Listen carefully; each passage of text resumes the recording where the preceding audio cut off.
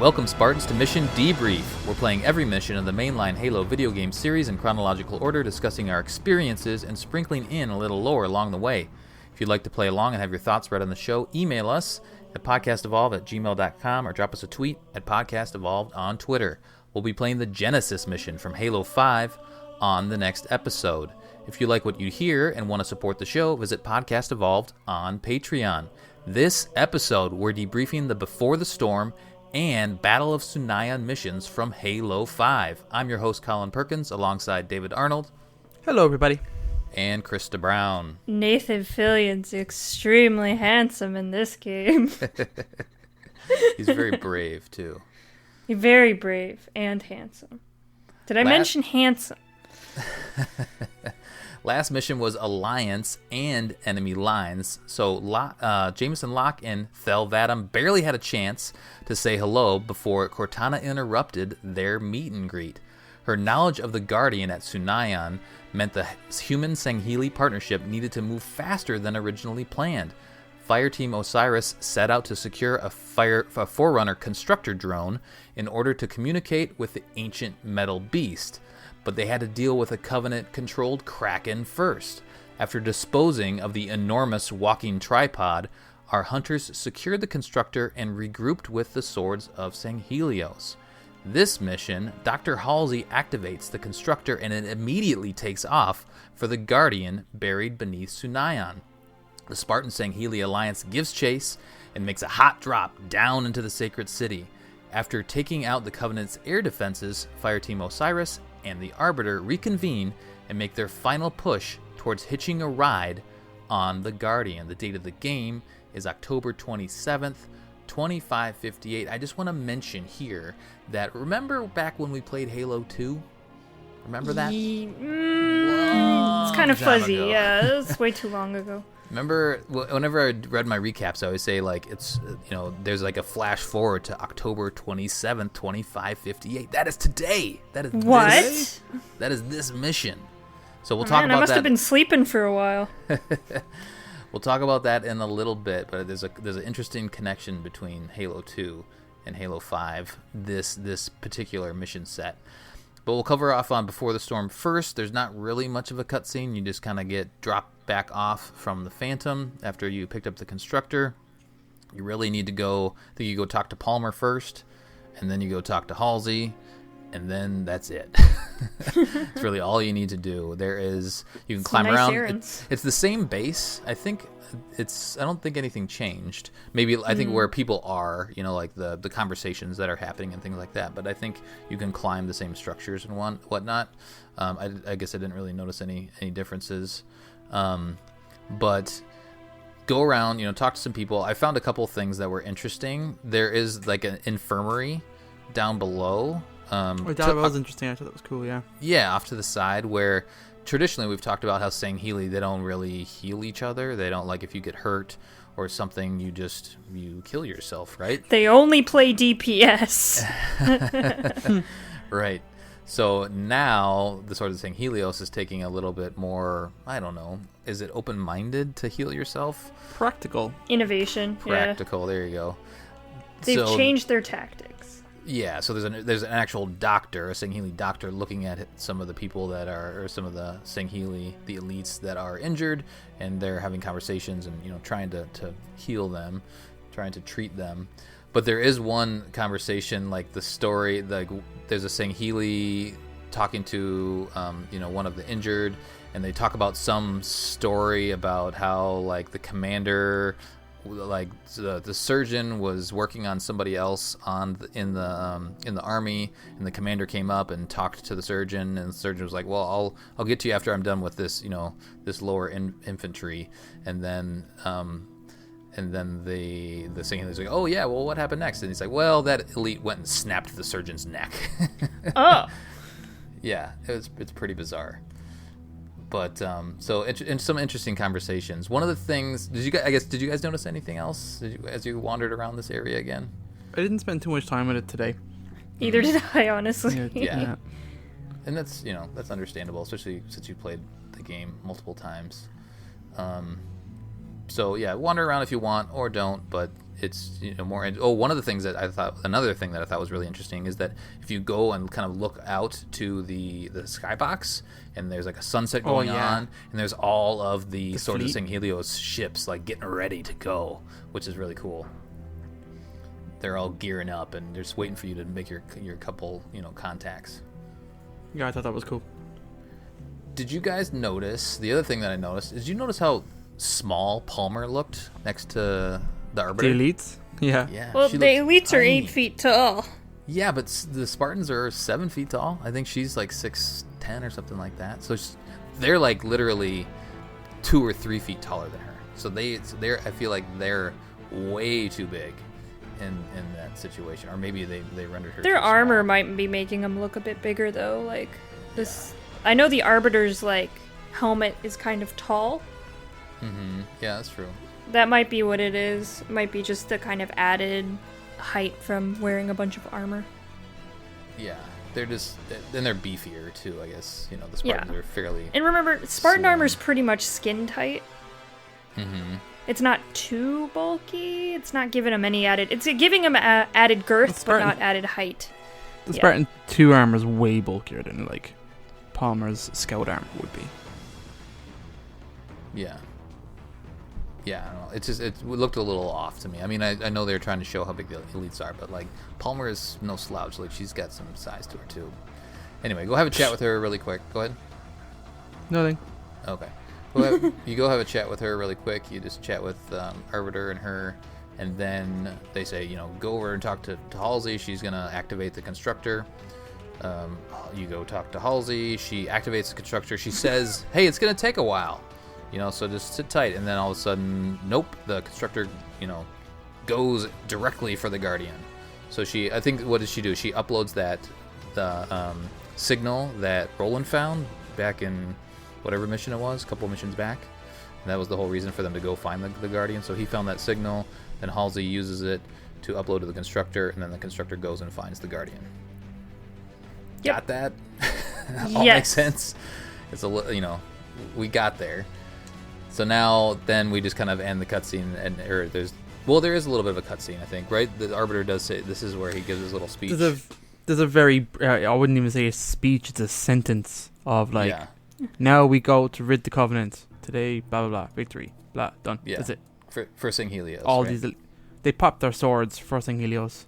Mm-hmm. And then there's like a Halsey and Locke moment, which is kind of a little bit weird.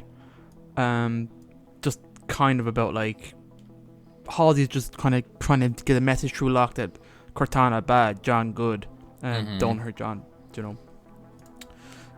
says pretty much just stop Cortana, but bring John home to me. It's very emotional. You can feel. It's very sweet. It's kind of out of place for her, out of character for her, isn't it? Well, not in this game. You underestimate how much Halsey like really adores her Spartans. Like, yeah. She could give two shits about anyone else in this world, but when it comes to her Spartans, they're like her kids. Mm-hmm.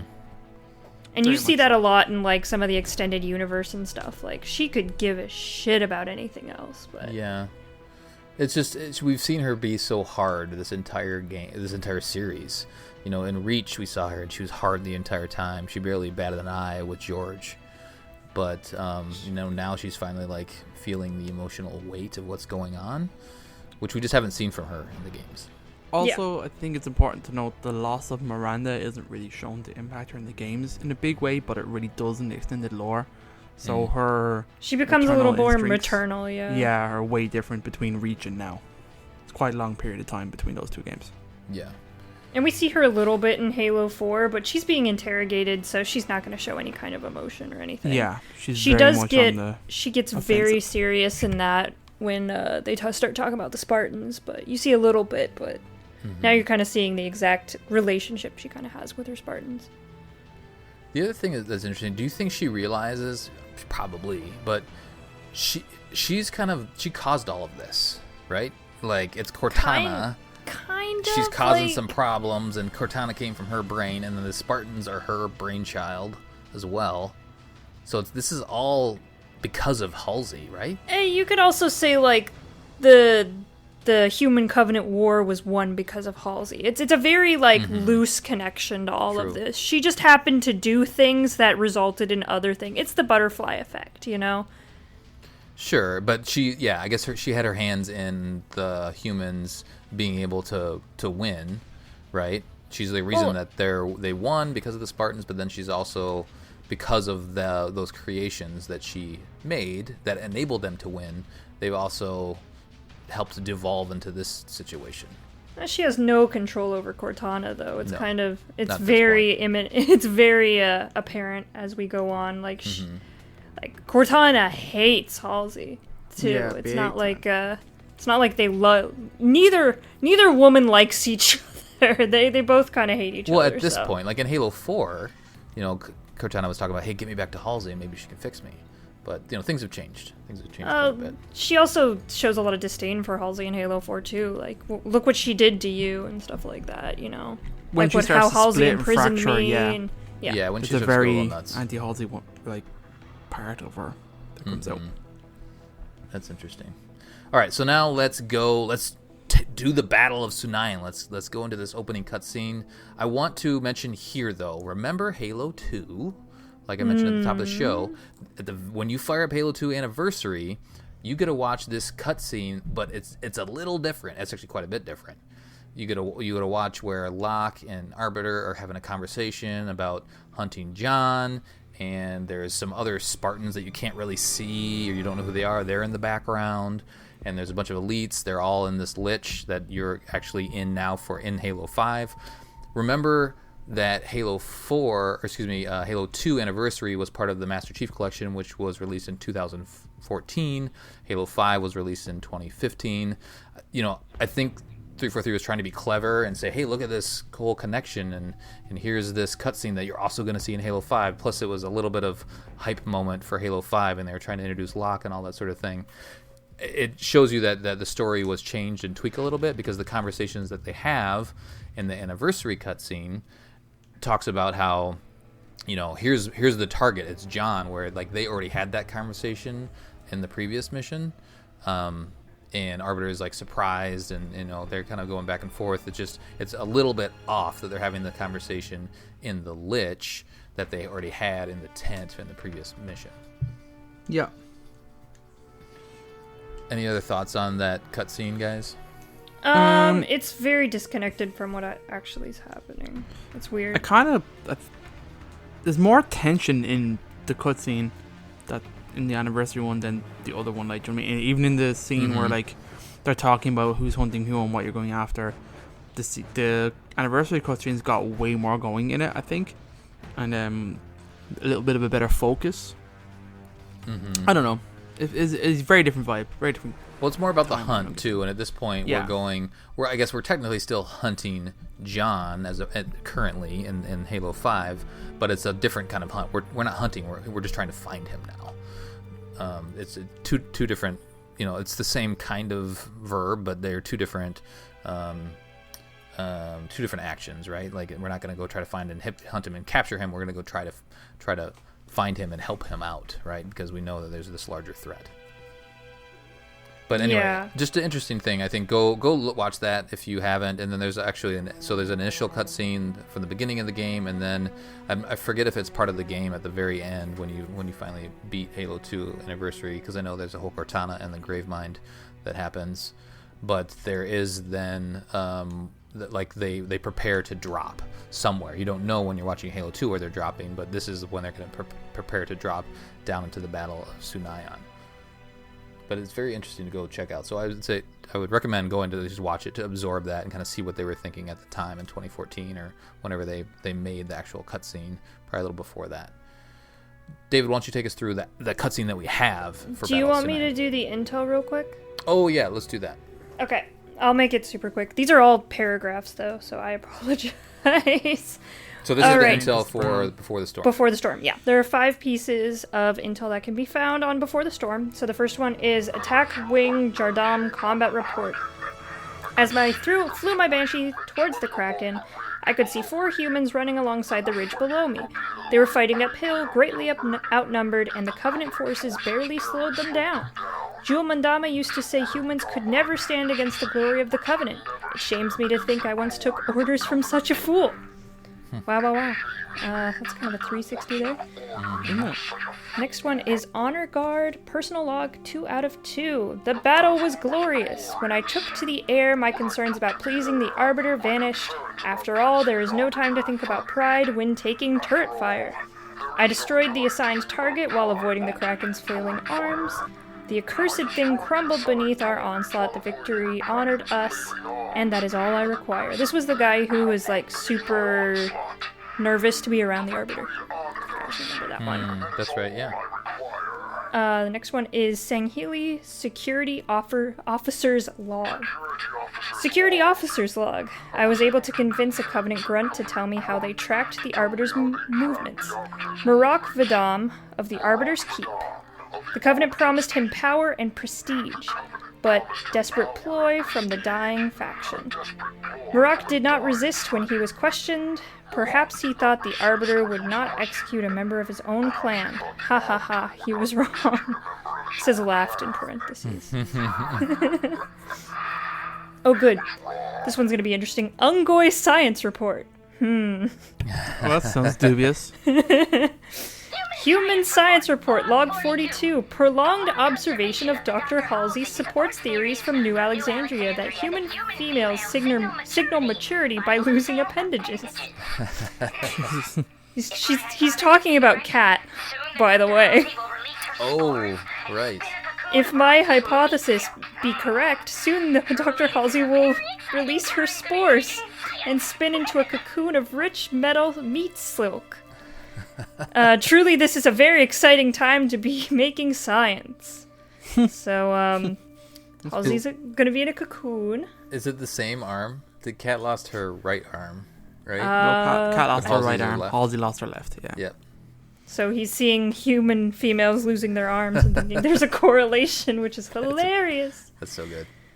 Alright, next one is Dr. Halsey status, supplemental. You talk a great deal about how you need me, Thiel. That you could take Sunaion with or without the Guardian, that uniting this whole planet is within your grasp. Go ahead. Be as stubborn as you like, but do not ignore the past, and do not forget who I represent. You talk constantly of respect. It's time you showed some. Consider this my final mandatory status update. Whew. I think she's angry. Yes, she is. Alright, that's all we got, boys. Cool. Let's go to Sunaion. Let's do it. Let's make the hot drop. Let's go. So what's this cutscene? Super do? hot. We got a nice little cutscene here between Locke and his team. So Locke kind of steps up. You see everybody kind of getting ready, working around. They're on a lich. A lick. Buck has a tender moment here where he goes, Tanaka, would you do me a favor? Would you say a word or two? I wasn't really sure what was coming out here. I was like, what the hell is this? But it's kind of like a pre-battle mantra, kind of like, let's say something nice. So I think the facial animations here are really good on Tanaka and stuff like that. And she seems kind of like, a little bit smug, but also like, yeah, of course. Do you know what I mean? This is what I do. So doesn't she ask him at the very beginning of the game? She asked Buck to say something, right? Oh, I totally forgot about that. Yeah, so I think they reverse it. Yeah, that's cool. I totally forgot about that. So she pretty much, I actually like what she says. It's we came a long way together, a long way yet to go. Let's go make the jump like we mean to and handle fools like we need to. I thought that was pretty cool. That's good. I mean, that's a good Marine, like, yeah, rah, it's a we're totally badass. like hoorah kind of moment. It's a little cheesy, so, but it's alright. Yeah, I thought it was perfect. That's kind of what they need in the moment, though, I suppose. Yeah, it was well delivered and also a joy, but like Buck buying drinks and stuff like that. That was kind of cool. Mm-hmm. So you have the Sangheli kind of assembling. I think it's really cool just to see the differences between the two teams. Kind of just stepping up. Yeah, that a great scene where they all just kind of lean off on the side. Yeah, I love shot. that shot. It's so good. The Sangheli, the Arbiter, Osiris there lean out the side of the lick, and all the kind of other ships kind of flying around. And Buck just goes, when we get through this, I'll buy the whole damn bar. And then the screen pans to like the war, essentially, of like them dropping in. It's a pretty cool moment of like all this anti-air. I was watching real close. Not a single Peloton crashes here. Oh, interesting. What? Yeah, there you go. Also, there's no Pelicans in this film. So that's probably why. Yep, that But probably is I why. think the drop is actually pretty cool. So Osiris just kind of drops off like as with the Arbiters teams, and it's pretty much just like a real kind of oomph moment. It's pretty cool.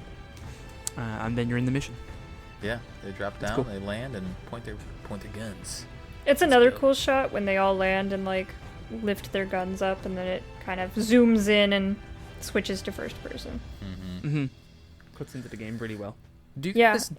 guys notice? Do you ever see the constructor? Like, are we moving along with the constructor, or do we just No. like know The where the constructor's- constructor went?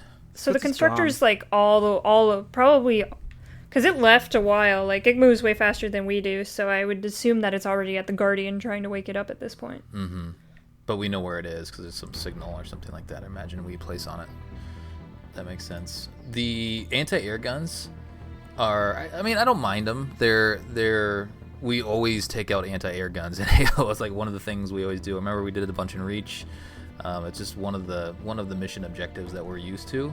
This first one here, actually all of them. Did you guys know there's a generator on all of them? Yeah, Yes. that's what I Did destroyed. you not?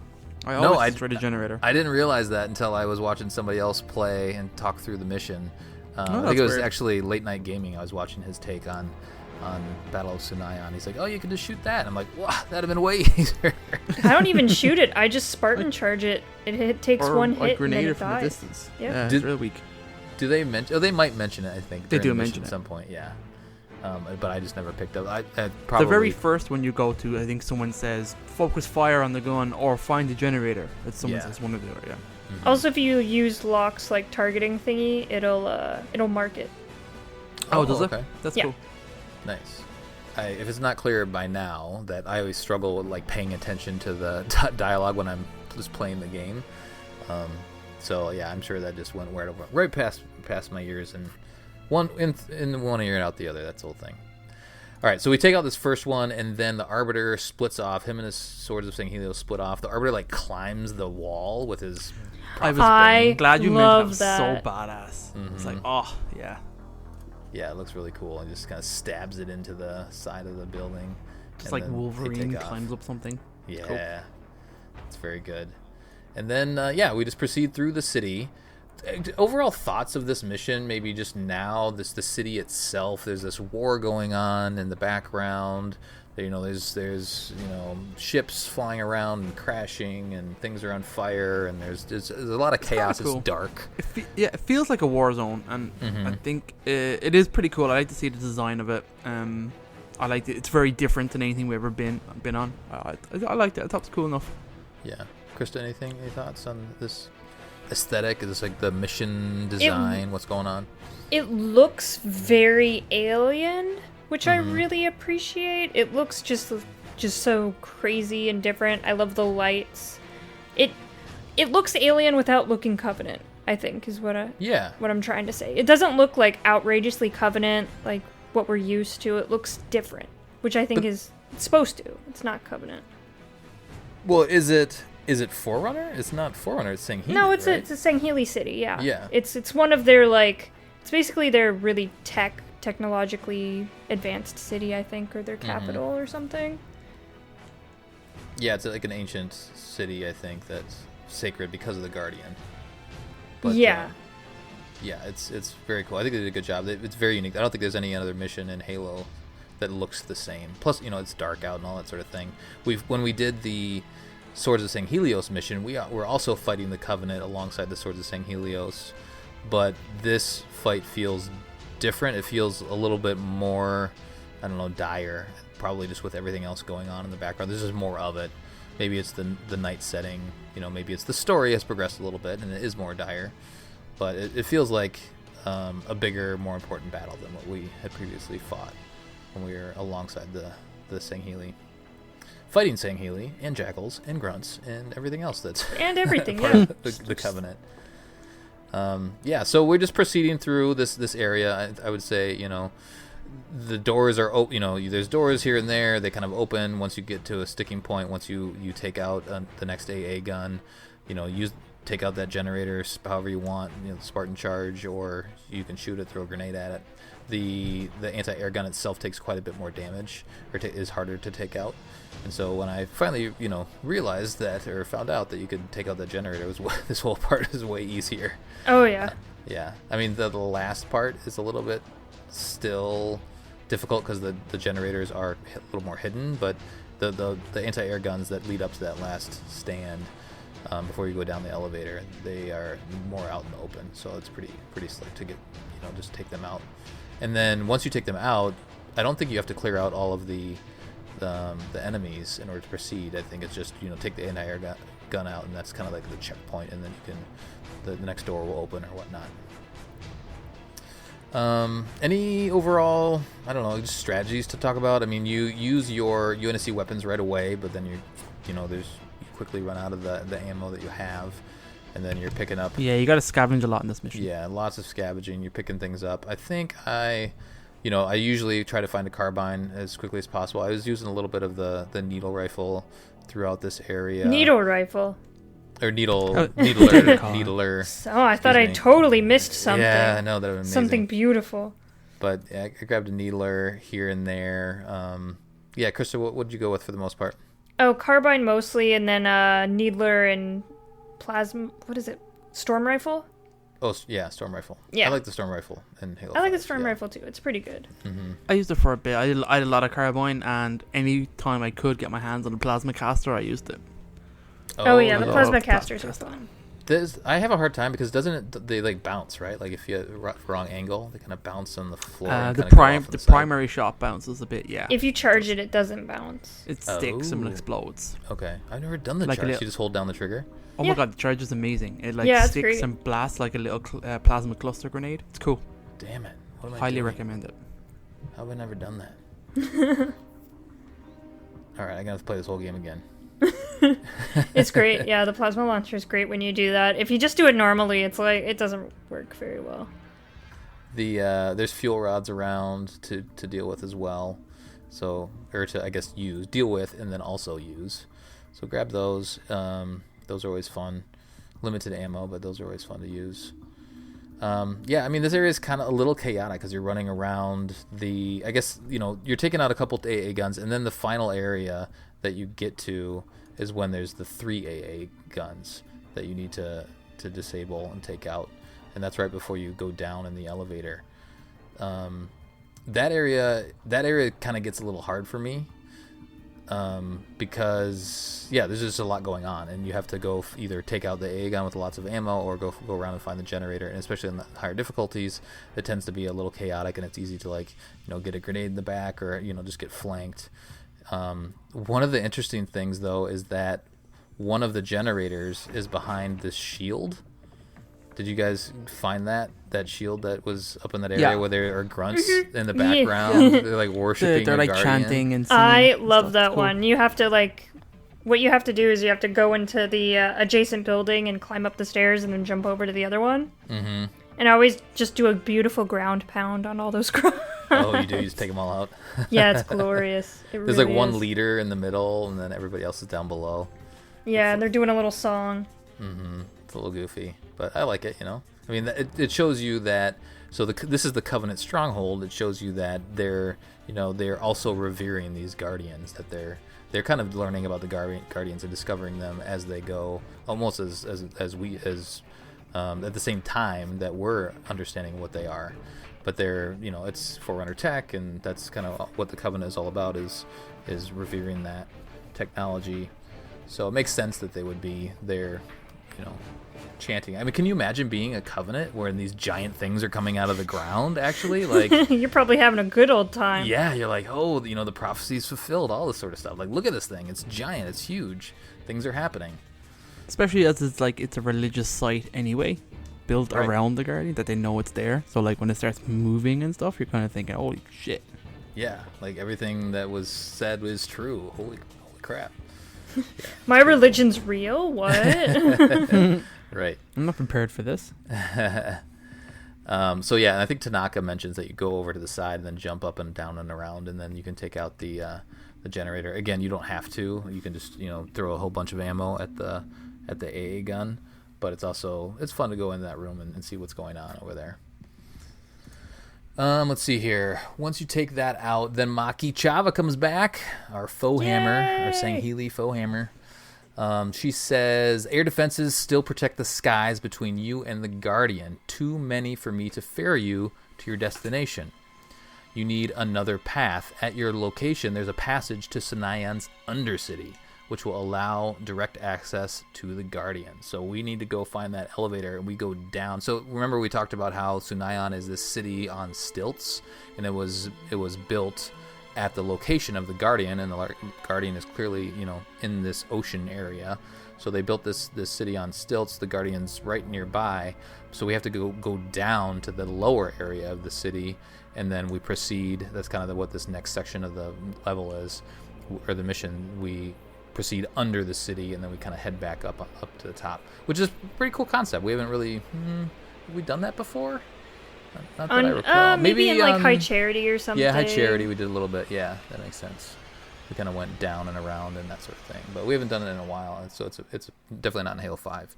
So it's a cool mission design, I think. We go down into the elevator. We get the whole squad going down with us, Fireteam Osiris, and then we contact Arbiter, because remember, Arbiter went off on his own, so he's kind of going his own path, finding his way to the Guardian.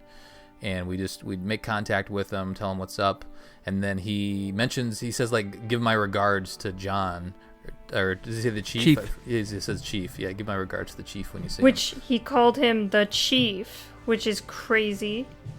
Yeah, that's true. As opposed to demon. Yeah. Right. I mean, they became buds to a degree, right? In they did. Halo 2. Yeah. There's an element of respect there. They gained respect. Halo 3. Yeah. Yeah, Halo 2 and Halo 3. Yeah, they respected each other, I think, at that time. And plus, they escaped together, right? And granted, the Arbiter was the one that actually made it back. But it's interesting that he realizes that they're close to getting to John, and this is probably the last time that he's going to see Fireteam Osiris, because the plan is to jump on the Guardian. So he's like, okay, when you see him, good luck, yeah. Tell him what's up. Holler at my boy. That's right. Can I just say I hate this Undercity because I always fall off the edge? Yeah, it's a jumping puzzle. I don't like this huge bit, and especially because of the achievement related down here with the 2 hunters. Oh yeah, that made me hate this whole area. What is it? What's the achievement? I forgot about it. The achievement is the edge. Is to knock both hunters off the ledge into the water, but it's on a higher level of difficulty. It might even be legendary. It's like heroic or higher, maybe. Yeah, it's real tough. I spent a long time doing it. Really annoying. You kind of just have to let them charge at you. Yeah, you have to let them charge at you and kind of jump at the edge last minute and stuff. You can bring them onto the bridge a little bit. It took me forever, and that's why I really hated it. The bad taste in my mouth. Yeah, it's hard. Yeah, every time I go into this area, I get like flashbacks. I'm like, oh god. Mm-hmm. Hunters. Well, and it's not for a while. Like the lead up, the battle leading up to the hunters is difficult too, especially on legendary, because you're just getting shot at all angles. You're really just kind of going down this gauntlet of this Undercity in order to there's a bunch reach of the other end. And there's a bunch of different like height variations and stuff like that. Like enemies are below you, enemies are above you. It's kind of hard to find good cover in this area, which I kind of like. It's challenging and it's fun, and Covenant gameplay isn't the most original gameplay in the world. It's fun and classic, but it's nice to kind of have a different area to fight them in. Yeah. Which is something I really like about this mission. Yeah, exactly. Yeah, you're fighting the same Covenant, but they're just doing it differently. They're throwing some more challenges at you, which I think is necessary. We've been playing this game for how long? It's the end. It's towards the end of Halo 5, but it's also towards the end. This is the 5th iteration. The 5th. We know there's more because of ODST and Reach, but we've been playing Halo for a while, so they got to change it up as much as possible. And I think it makes sense, and they do it well. They created this city as a part of the story to enable that different encounter with the Covenant. And then they mix it up then with Prometheans in a little bit. Mm-hmm. Yep. Yeah. Exactly. So this area is kind of tough to talk through and walk through, but yeah, jump around, right? You're jumping around, you're flanking as much as possible, or just using your long range weapons.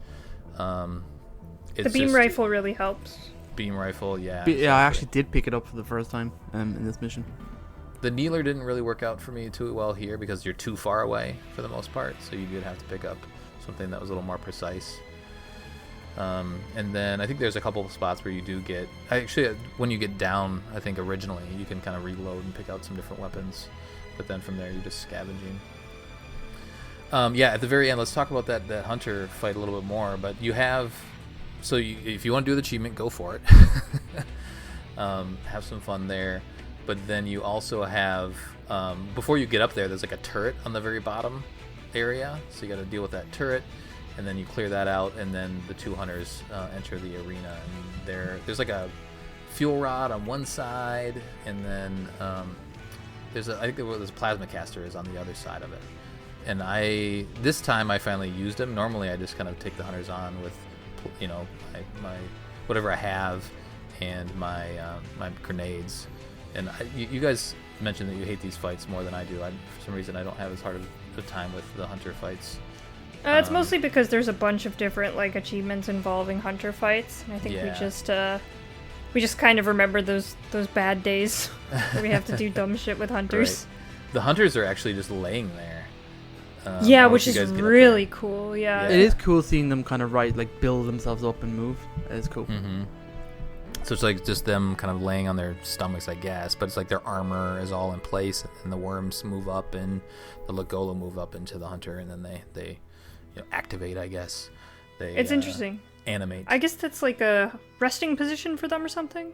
I Maybe? guess, yeah. Maybe they're eating underneath all of that. Who knows? They're just on top of a body eating. Having a snack. If you were Legola, would you want to be on the arm? Would you want to be the head? Where would you want to be in the hunter? In the very middle, because I'm less likely to die. The safest bit. Right. I'd probably be behind the shield, that big shield that they carry. Because you can also bash stuff with it. They flick grenades away from you. They're pretty smart in this game. They do. That's why the plasma caster was a little rough for me. I didn't know about the charge shot, so I was just firing those things and batting them away. And so the arena's just filled with all these grenades. Flying projectiles. Yeah, I'm going to aim for their feet. It's also an interesting little arena to fight the hunters because there's a lot of different cover around, and there's different heights and levels.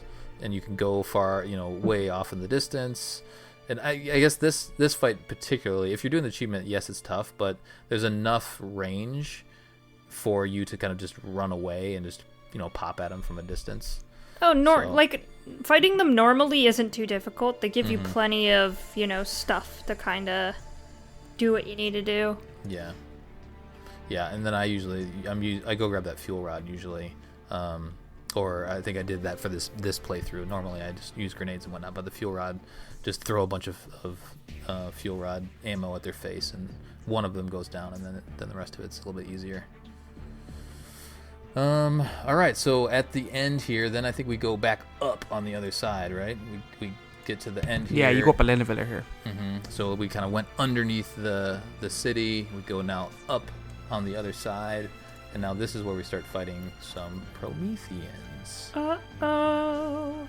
Which makes sense, the Guardian is a forerunner structure, and it makes sense that, I guess we'll find out here in a little bit what's the source of the resistance. But I guess before we get there, we see, so you see a bunch of Covenant, or I guess you see Sangheli and Ungoi and jackals. They've just been mangled, or they're just kind of some of them a couple of them are alive, but there's this big war zone. Did you get the sense that any survivors were Covenant or Swords of Sanghelios, or is this they're Covenant because that was fighting the Forerunners? They're Covenant because if you put your crosshair on them, it goes red. Oh, sure, that makes sense. Yeah. So the Covenant were here. So it could be a combination of the Swords of Sanghelios proceeding, to the destination, or now that we're fighting Forerunners, now that we know that we're fighting Forerunners, it could be them that had, kind of taken them out. Mm-hmm. I mean, they kind of both want the same thing. The Prometheans want to protect the Guardian, and the Covenant want the Guardian. It's kind of unclear exactly what the Covenant want from the Guardian, but they just want to look at it, I guess. We just want a quick peek, please. And they're like, no. No they made it sound like peeps. this is just one of their last cities in general. I mean, it may not have an objective. They're protecting- I suppose. This is just where we live. Do you know what Yeah. I mean? And our Arbiter invades. They're probably just worried about the Covenant and the Prometheans both kind of trying to occupy the space. Mm-hmm. Yeah, that makes sense.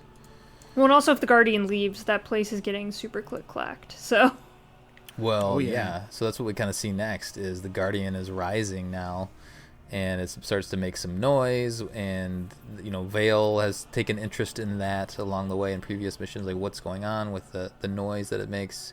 You see it rising up, and then now we're like the city is being destroyed in front of us, and we have to it's sprint. so cool. Mm-hmm.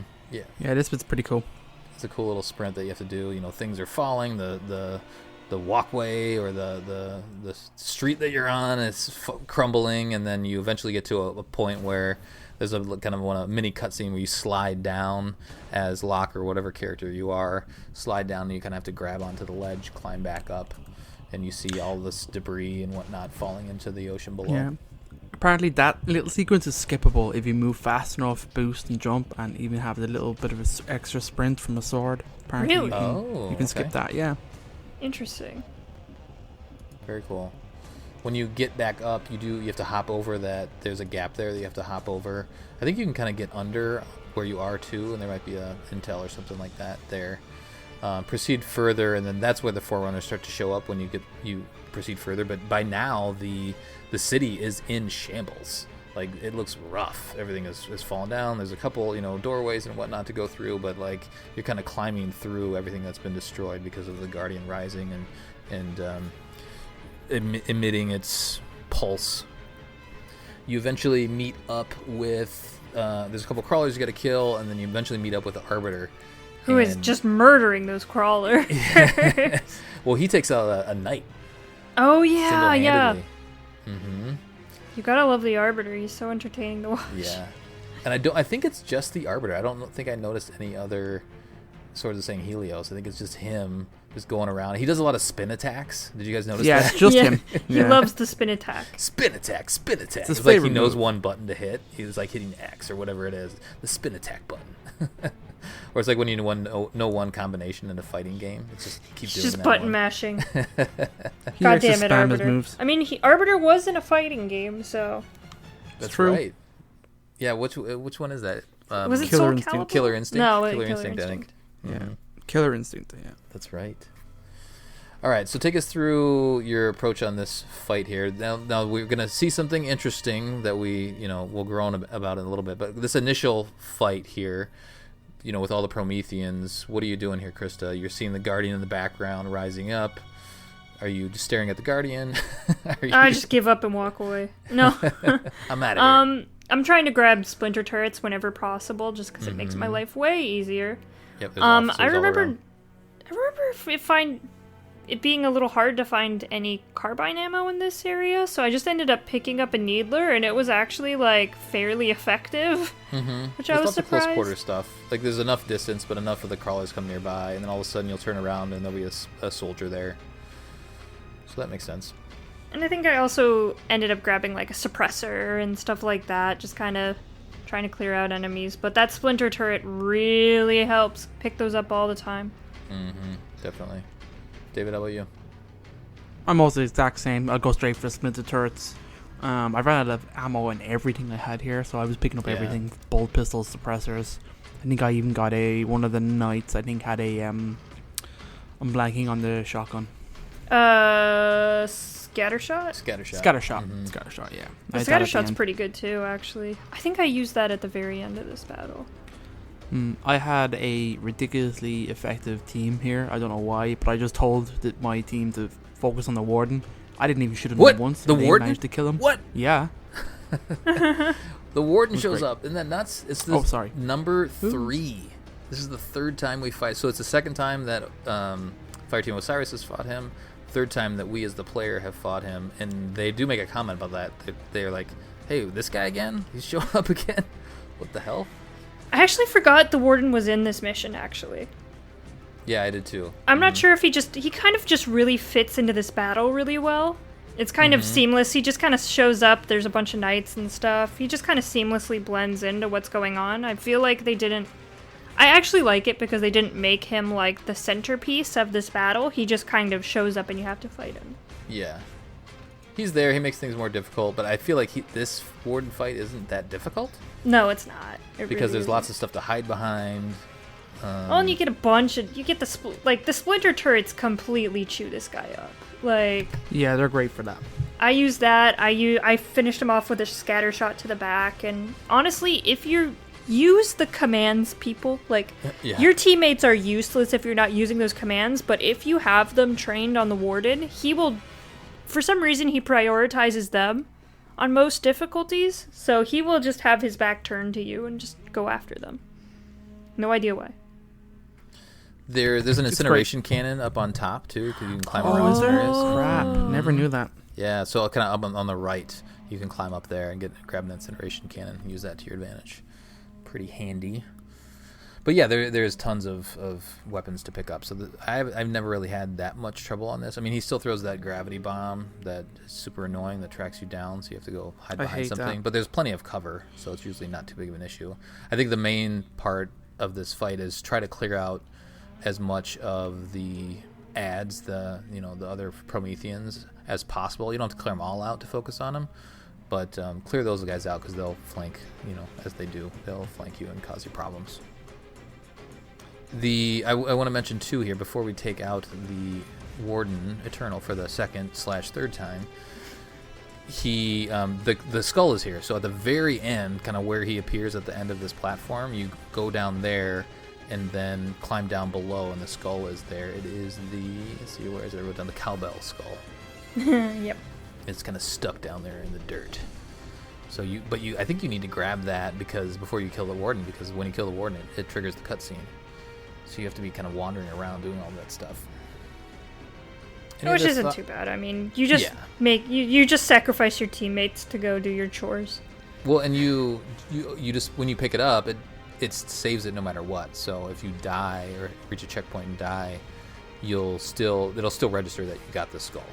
So you don't have to keep doing it. You don't have to get the skull and then also kill the Warden. You can just get the skull, die, and then go and kill the Warden later, which is pretty handy. Any other thoughts on the area, David, before we go to the final cutscene?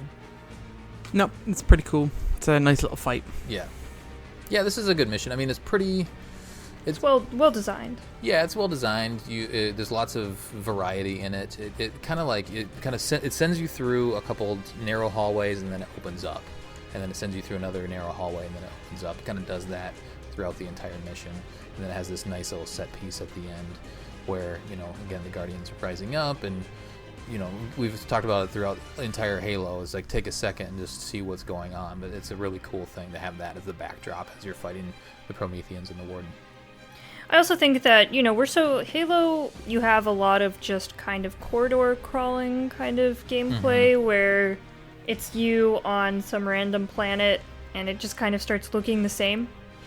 So it's nice to this set piece is just so distinct and interesting that it stands out a lot from the other set pieces that we've kind of been going through. Yep. And there's that running piece too, where you're running and the cities are crumbling around you. That helps break it up as well. And then it's a nice change too, whereas the city is, it's in one piece. It looks like a city.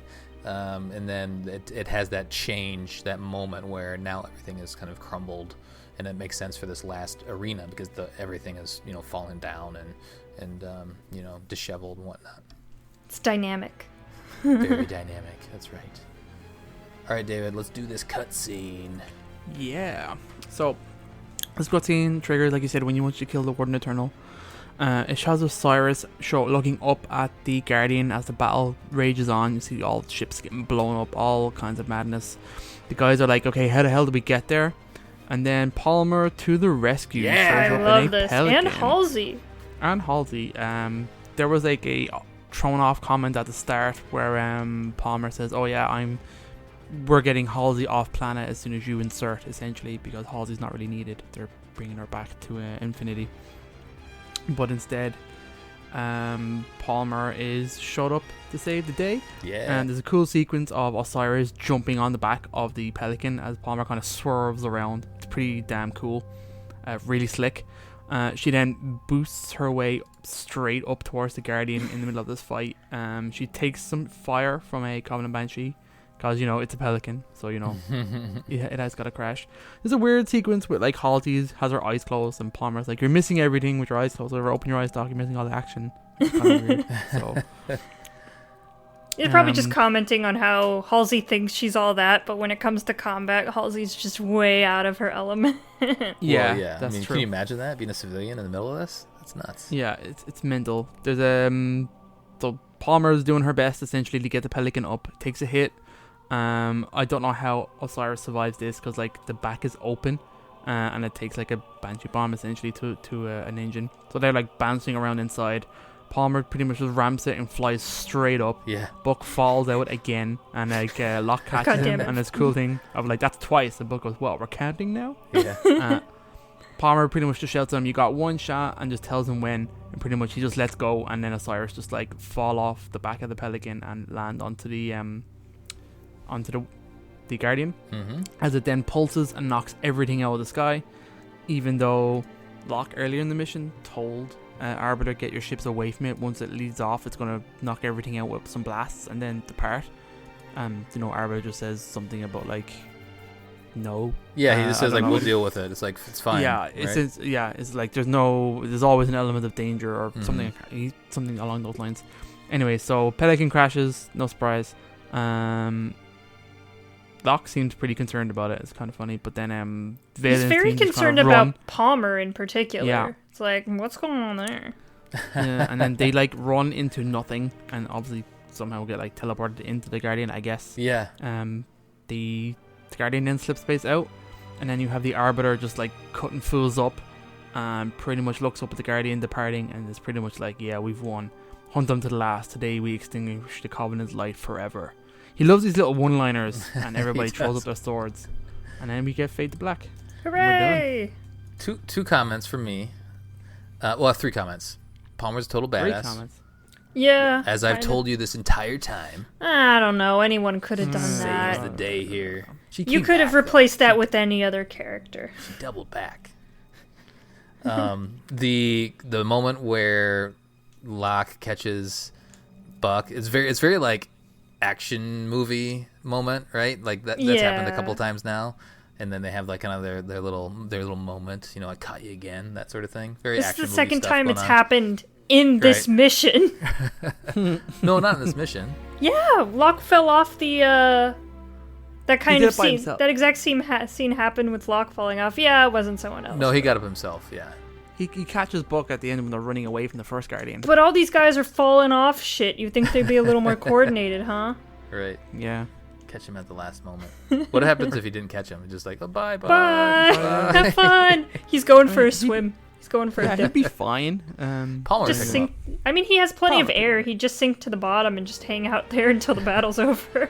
That'd be amazing if they did that. He just he just sinks into the water and then ends up in Rapture from Well, Bioshock. if you're playing with co-op, if you're playing 4 people, all of a sudden one person just can't play anymore. You just have to watch. Yeah. And then the third comment is, so the Swords of Sanghelios defeated the Covenant in the Battle of Sunaion. Is the Covenant officially dissolved now? Pretty much, yeah. Other than like the random splinter factions, they made it sound like this is it. Like this is the end of the Covenant. Is pretty much what the way the Arbiter says it. This is the last big faction of the Covenant. There's of course, other pieces of the Covenant here and there, but this was the last big chunk, I guess. Mm-hmm. Yeah, this is Jules' faction of the Covenant that we met in Halo 4. And it's fine, they're finally defeated. And they were the biggest threat, I guess, I guess. They were the biggest problem for the Sangheli. Inconvenience. I don't know how you would put it, but I mean, there's a civil war going on, right? So I don't know what the exact split is, but now the Swords in Sanghelios can start to implement or speak their language and start to implement their values and things like that. They're trying to get back to the ways of the Sangheli before the Covenant. Yep. Any thoughts from you guys? I had my 3 thoughts. David, do you have any thoughts on the cutscene? Cutscene's pretty cool. It's pretty dramatic. It's simple. I don't know.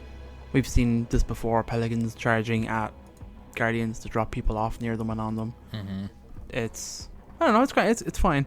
I don't know what they originally planned to do. They actually planned to get to the Guardian the way Blue Team did, like with it underground, because they did not seem prepared at all for when it actually took off. Yeah, like what right. they were going to do. Mm-hmm. Now, given there's a lot of drop ships and ships around, and actually shout out, like McKee comes into this again in the middle of this mission, so shout out to the female Sangheli pilot. Yeah. Who pretty much says, I can't come and get you because of all the guns, but she can't bring you to the Guardian essentially.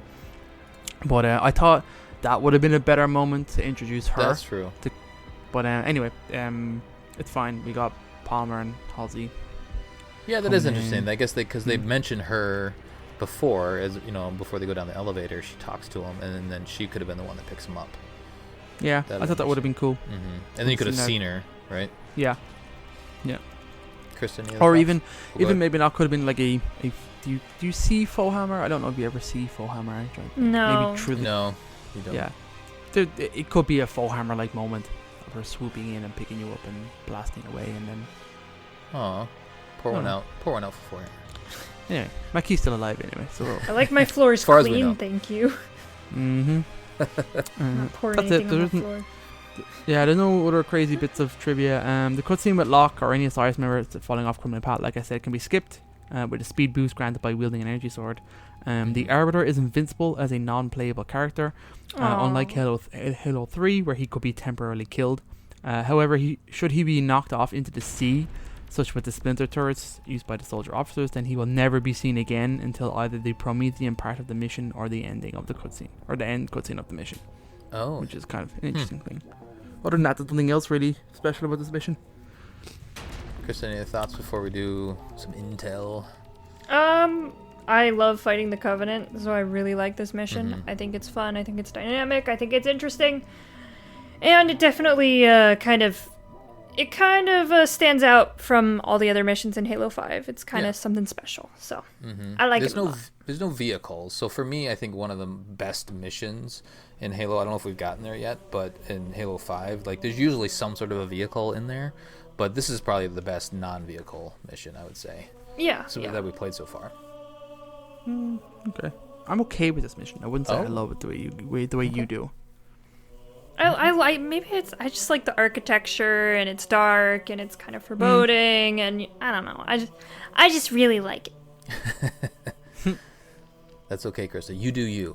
Okay, thank you. Thank you for not judging me. All right, let's do some trivia. You already did the trivia. Or excuse me, some intel. Some intel. That's right. Intel. We have 8 intels, guys. Okay. More intels. All right. Okay. Next one is message to Jakul Arak. If you remember this one, it's the brothers. One's loyal to the Covenant, the other's loyal to the Arbiter. So they're kind of debating each other in weird Sangheli ways. Jakul Arak, my brother, now that we are free of the corruption of the Sanshihun and the foolishness of Julmandama, you have no reason to refuse my offer of amnesty. Come home, brother. Next one is message to Jarul Arak. 4 out of 4. My brother, it seems our ancestors wished us to control our stubbornness. Today I killed you for your betrayals. You were strong. You ensured that by dawn. I will join you. Perhaps beyond the battles of this world, we will find a way to live together in peace once more. Both brothers have died. Very sad ending. That was a sad little story that I thought they told true. So yeah, he said, you were strong, you ensured that by dawn I will join you. Oh, I see. Okay. So he was mortally wounded. Gotcha. Or he just couldn't escape the city in time, but I feel like that would have been a great story to tell more fleshed out, maybe in a different format of like 2 Sangheli on opposite sides of the Civil War. That would be cool. Yeah. I love to see more. I'm sure like they could They could definitely do a short story of these brothers and elaborate on it or something, which I'd really like to see. Or a comic or something. Yeah. Yeah. It's kind of interesting to see stuff like that, because, you know, Sangheli feel family ties like any other race, you know, even though they're on opposite sides and stuff like that. They're very strong about their family. They are. Well, they and are. it's a different kind of family, right? Because they're a part of the keep. They don't know who their parents are. Mm-hmm. But they know that they're related in some They don't know their capacity. father, but, like, they have, it's still family. Yeah, they have bigger, because they're all considered, like, brothers and sisters when they're growing up, so... Mm-hmm. It's a kind of a deep connection with people, even though you might not be blood related. You're still related in battle and in blood on the battlefield, stuff like that. The next one is Chant of the Guardian. Speak not to the holy guardian of Sunaion. Pray only that it remain still. Let it not stir, lest it tear our world asunder. Well, that didn't work very well, so try again. Prayer of the Guardian. O Guardian, may this prayer keep him asleep forever. He keeps our world safe and protects the Covenant. The domain cannot be opened as long as he stays sleeping. O Guardian, magnificent sleeper. That's actually really... I really identify with magnificent sleeper. It's something I really enjoy. Yeah, too bad all the information was wrong. Yeah. Oh, the next one is from our favorite little guy, Kit Pitlimp's Adventure Log, 3 out of 4. He's back. Oh, wow. Yay! Kit Pimplip here. I understand it now. The Guardian is connected to places all around. Others are afraid of it. They think that he will destroy us. I think that he is our real vessel to the great journey. When the time comes, I'll be ready. So, he's having a good old time being completely ignorant. Yeah. He was probably one of those that was worshipping behind that shield. No, this is only 3 out of 4, though, so he's still alive. We still have more from Kit Pimplip. Okay. Pitlimp. Pimplip. He's a pimp. Sunaion Officer's Personal Log. We have fallen back again and again, and now they are here. Here! The heretic filth has pushed into Sunaion. What madness is that our strength can be overcome by their weakness. So, some angry people. The next two are the ceremonial sword ones, where the hilt of the sword bears an ancient Sangheli proverb. So the first one is, do not ignore the words of those who saw the sun before you. So, respect your elders.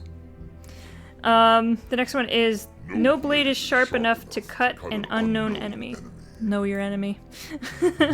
And that's it. We got a lot of fun Sangheli stuff there. Cool. That was a good one. I like that one. All of them, I guess. All of them. All of them. All right. Let's do some community. Ooh.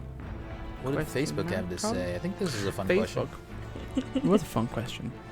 What was the question? I'll tell you, Colin. Colin Perkins, the admin, on November 13th at 4:27 p.m.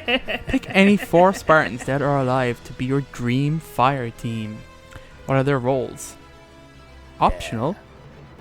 Question for mission Debrief, Halo 5 before the Storm Battle before Sunaion missions. What are the roles? Optional. So you could decide what they do, or you could just give the 4 Spartans. We got a lot of responses on Lots. Facebook. Shout out to my Facebook peeps. Matthew said, Kurt051, fire team leader, risk assessment. Spartan 3B12, which is the Spartan you played as in Reach. Noble 6. Noble 6. You have Wetwork Lone Wolf Operator / Scout. You have Mike 120, which is a tech and hardware specialist. He's from Grey Team. And you have Fred 104, comic relief utility role. That's a pretty good team, that. Krista Brown said Aaron is not allowed to answer this, so that's a good shout out. Because it was the dead or alive, right?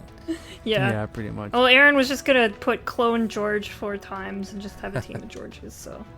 Pretty much, that's what Alan pretty eloquent says. When you're worried, he just have 4 Georges. Patrick Jackson's blue team is the only correct answer, unless of course Fred is replaced with George, which is pretty good. With Fred and Sam, you get the OG blue team plus Linda for sniping, which is pretty good. That's what Matt Lund says. Alex says Fire Team Bay is Adriana 111, also from Grey Team. We got Kat, Daisy, and Kelly. Daisy Team is Whammon. It is actually Team Whammon. Actually, I didn't even notice that. Daisy is another Spartan 2. Is it? Daisy's Whammon? thought. Well, kind of. Alright. Well, Bae is girlfriend like, or got you a crush know, on. hey, Yeah. Bae. Yeah, What's up, girl? That's what I thought. I Yeah. didn't know it was a girl. I, All right, okay. what? I think Bo. I don't is know, Bo, Krista, Bo I the don't know. boy version. Boy Is and it? Bae. Bo and Bae. Yeah. Boo. Boo. Krista, Boo? who's your Bo? bae? Is Trent your bae? Yeah, How's no, that Trent's my boo, because he's a boy. All right, okay. And Linda's my bae, I don't 'cause like she's this. a girl. I'm like, okay. Yeah, you moving can on. learn about not Um, only Halo but pop culture here on Mission Debrief. We're here to educate you boomers. That's right. That's crazy. Lance says Kurt as the leader, Linda as a sniper, Joshua 029 as tech, Jerome 92 as CQC and heavy weapon specialist. That's pretty cool. Jerome. He said I originally had Will 043. We have Jesse White says of course John. They had Edward Buck, Kurt, and George. George is an invalid answer Okay. because he did. Well, no, he's not really because like. They're Colin already completely put that stipulation in there that you can Yeah. use George. Mm-hmm. Lucas says I want a comic relief Spartan team, so Buck, Fred, and Emil. You can't pick a fourth because I'm thinking it was Jai from Grey Team or a Jerome from Red Team, but not entirely sure. I don't think Jerome is a funny guy. Yeah, I don't really know too much about Jerome. We'll find out soon when we play Halo Wars. Yes, we will. Aaron says George, Adriana, Jerome, and Lucy. He said they put Naomi in, but I refused to break up Kilo 5, which is a good answer. Brad says John, Kelly, Samuel, and Buck. It's a pretty good team. They're all Spartan 2s. Most people are choosing Spartan 2s, which is interesting. Mm-hmm. Brad says John, Buck, Noble 6, and Crimson 1. Is Crimson 1 He's a who Spartan. you play as? Yeah. Is it? Yeah, I think Spartan it's... Yeah. You play as Spartan Ops, okay. Thim says John, Naomi, Alice, and Linda. John's Angels, which I thought was pretty good. Miles says Noble 6, Master Chief, Hyper Lethal Aeronautical Commandos. That's Mhm. actually pretty cool. John Hayden Gray says John, Kurt, Noble 6, and Buck. We've got a lot of recurring dudes here. Naomi for secretive. Sorry. David says Naomi for secretive side, Vale, Buck, and Noble 6. So you have an interesting team there. Yeah. Brad says Noble 6, Locke, Linda, and John. Didn't think we'd get Locke on a team. Yeah, that's the first lock mention. Yeah. Brian says, for what reason? To take down Oni. I don't know if it may work. John will lead the fight alongside Locke, who has all the intel on Oni. Linda, well, you know what she does. And Noble 6 as well as Chief. Locke face enemies, and Noble 6 and their hand will be the one cutting down their numbers from behind, leaving no trace. That's pretty cool. Nice. Jared says Carter. Ooh, Carter. Shadow. Linda, Buck, and Vale. Matthew says all you need is blue team. Yeah. John, Sam, Kelly, and Linda. And my mission is guaranteed success. So Sam Cameron. instead of I haven't heard Fred. Cameron in a while. Yeah. Cameron, who I haven't heard in a long time. Hey, Cameron. Says Kratos, Artyom, Cassandra, Alexios. Probably the best of the best. So Cameron is now banned. Kratos is a Spartan. Yeah, it's pretty good. Sees Artyom. I see Ranger of Culture. That's pretty cool. Yeah, there you go. Very nice. Kratos, Artyom is also, they're called Spartans. They're from the Metro series. Metro. Oh, And you okay. have, yeah. They're Artyom. It's cool. Alternate Very cool. universe Spartans. Pretty much. Cool. Thanks, And Facebook. there we go. Yeah, Facebook's good. Good Facebook. All right, Discord. What do you got? There's not actually much on Discord. What? How dare you? It's 'cause I Discord know, sucks. there's like 4 or 5. So, Come on, guys. Dezuto says blue team is too perfect, so I'm purposefully avoiding them. So, dead team. Kurt, George, Daisy, and Roma. Kurt will be team leader, an all-around nice guy. George, mustache ride specialist. Daisy for the sass, and Roma for communications to translate the team's euphemisms to her foes. Chief Stain says George, John, and Linda because I find women that can whip my ass hot as hell. So, Ooh. good shit, yeah. Matt says John, and John. Why mess with the rest when you can have the best? Okay. I didn't say anything about cloning, but okay. I mean, you didn't say no cloning, though. That's true. I didn't. Maybe you should work on your stipulations. Physical Sky says Fred because he's a total badass with great one-liners. Daisy because she'd kick your ass anytime, anywhere, for any reason. Will because he's the strong silent type that beats the shit out of hunters in a hand-to-hand combat. Shout out to Fall of Reach. Buck because he knows how to take charge and what to do, and he's being funny as hell and just an all-around cool guy. Nice. Avery Johnson says Vale because she speaks Blargy. June with armor and guilty pleasure, sniper in hand. My Spartan from Halo 5. Okay. And Sergeant Major Avery Johnson. He knows what the ladies like and brings motivational devices for divine intervention. Also, I mean, Johnson was in the original Spartan program, Spartan 1, right? I mean, That's true. That's true. Min just says just use Alpha 9. They're perfect. But Alpha 9 aren't Spartans. Oh shit. Well, they Buck is. Some of them kinda. are. Oh. Do you know what I'm saying? When you think about it, there is. You're right. Okay. We're almost there. Rye says John, June, Noble 6, Sam, and Buck. That's too many. You gotta cut one out. Shadow of Oni says June, Buck, Linda, because the sniper is just Italian hands. Perfect. And Sam, because he was the first to survive Spartan augmentation and was bigger than Chief, even without the armor. So, big boys. We like big boys. First to die. Like the big boys. Yeah, first to die as well. Spoilers. And that's about it. That's all we got, boys. All right. Coolio. Sounds good. All right. Next stop is Genesis. What? That's right. That will do it for our debriefing of Before the Storm and Battle of Sunaion from Halo 5. On the next episode, we'll be covering Genesis. Send us your thoughts at podcastevolved@gmail.com or drop us a tweet at podcastevolved on Twitter. You can also support the show by visiting Podcast Evolved on Patreon. Until next time, evolve. Evolve. Evolve.